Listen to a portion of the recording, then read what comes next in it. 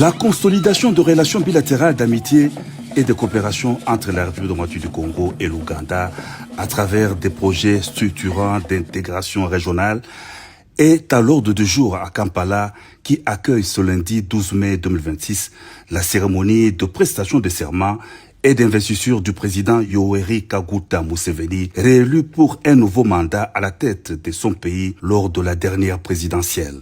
Invité par son homologue ougandais à cette cérémonie, le président de la République Félix-Antoine Tshisekedi Tshilombo est arrivé ce lundi 11 mai à Kampala pour une visite de travail de 48 heures dans la capitale de l'Ouganda. Bref, cérémonial d'accueil à l'aéroport international.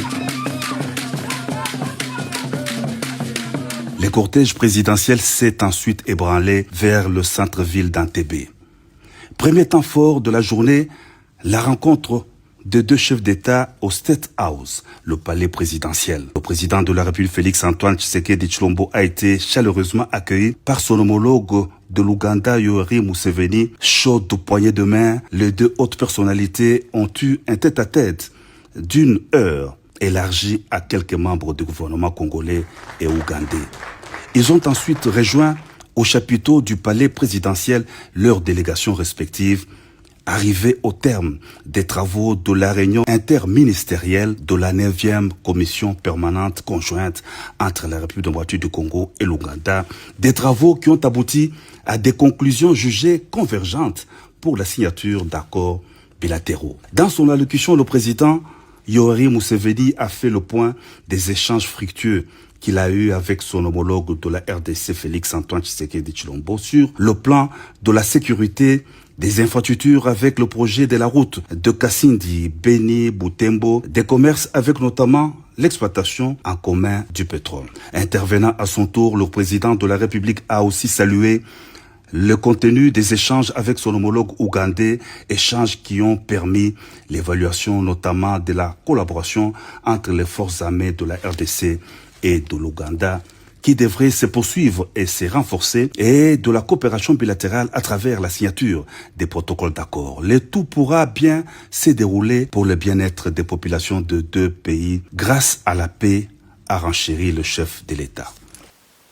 Les Africains entre ne commercent pas suffisamment. Il y a, selon les experts, selon certaines statistiques, que 7% d'échanges entre Africains.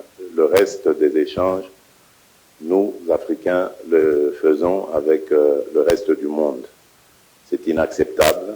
J'estime que la priorité doit être donnée aux Africains, au commerce entre Africains.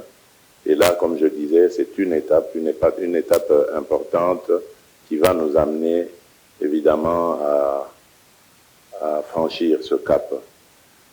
Bien entendu, moi, je ne ramène tout cela qu'à une seule condition sine qua non, c'est-à-dire le besoin d'avoir la paix et la stabilité. C'est avec ça seulement que nous pourrions évidemment évoluer et voire même augmenter les échanges commerciaux entre nos pays. La rencontre de deux chefs d'État a été sanctionnée par un communiqué conjoint et la signature des protocoles d'accord issus de la réunion interministérielle de la 9e commission permanente conjointe entre la RDC et l'Ouganda, 6 au total dans le domaine de transport, la coopération entre l'autorité ougandaise des zones franches et l'Agence nationale de promotion des exportations, le renforcement du commerce bilatéral, l'administration publique, les technologies de l'information et de la communication, l'utilisation interétatique des ressources et des sauvetages et le développement du tourisme.